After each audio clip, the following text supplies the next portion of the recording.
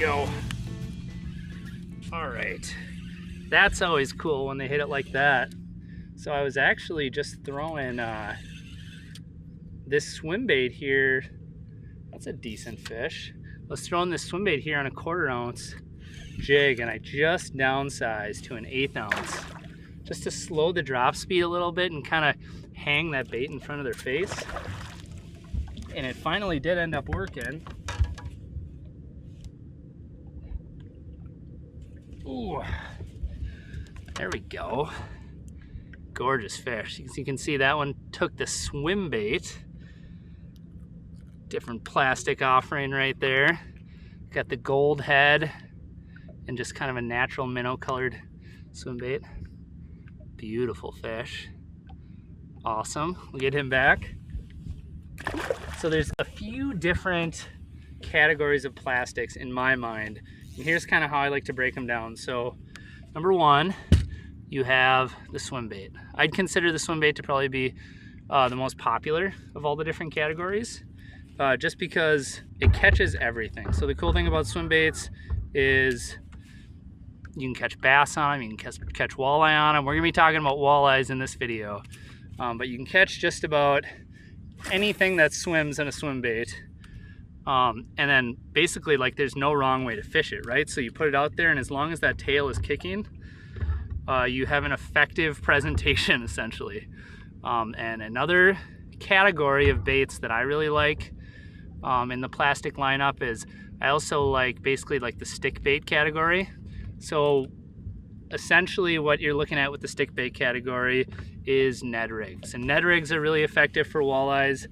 Obviously something that started out in the bass world, but it has caught on pretty quickly here in the walleye world the last few years. So I'm a big fan of Ned rigs. And actually we had a lot of success on Ned rigs earlier this year, and actually the opening week of the season, kind of when, you know, that first week of the season, water temperatures are still cold, and a lot of people would say, oh, you know, if you're gonna be catching a lot of fish, it's not gonna be on plastics, but we creamed the heck out of them on Ned rigs. And then the last category of bait that I would say is a pretty big one in the plastics world, I think I've got one on the deck here. Let's see, yeah, I do.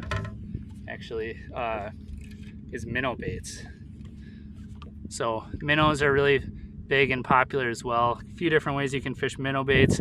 You can cast them out there, let them get to the bottom, rip them back, or you can just drag them back. Or another thing you can do is kind of something that I would say Gussie and some of the other guys sort of popularized kind of on a wide scale is just sort of the moping technique, where you take a jig head like a smeltonator, put a minnow style plastic on it, and just kind of hang it off the side of the boat in front of fish that might be suspending, feeding up on pelagic bait fish. So that's a cool way to catch them as well. My dad won tournaments back in the day on those. So a lot of different plastic setups you could possibly run.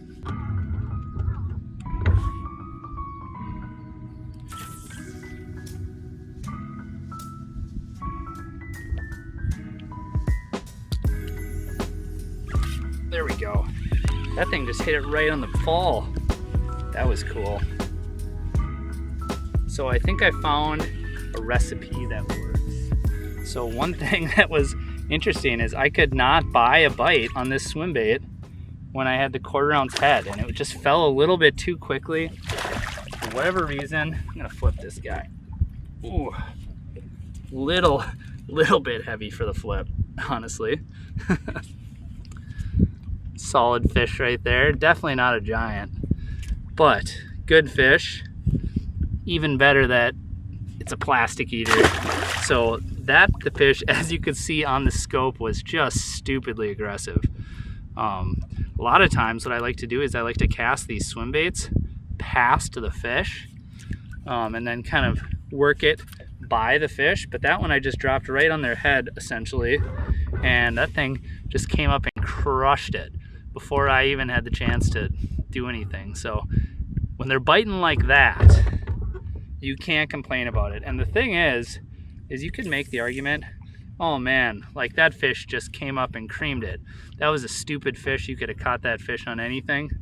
but I don't think that's true. I think oftentimes the reason why you get such aggressive strikes on these baits is just the fact that you're eliciting that strike. So when a fish sees that presentation, they're not thinking, oh, I need to come up and sniff it or take a bite.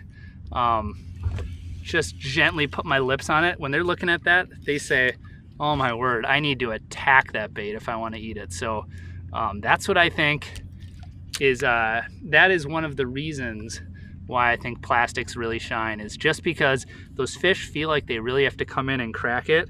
So you're getting fish to, you're eliciting a response from the fish that is a lot different than what you get behaviorally from fish that are gonna look at your bait when you're using live bait. So that's something to think about. One of the main benefits of using plastics when you're chasing walleyes. All right, that's all she wrote. We're gonna wrap this up here. So thanks for watching.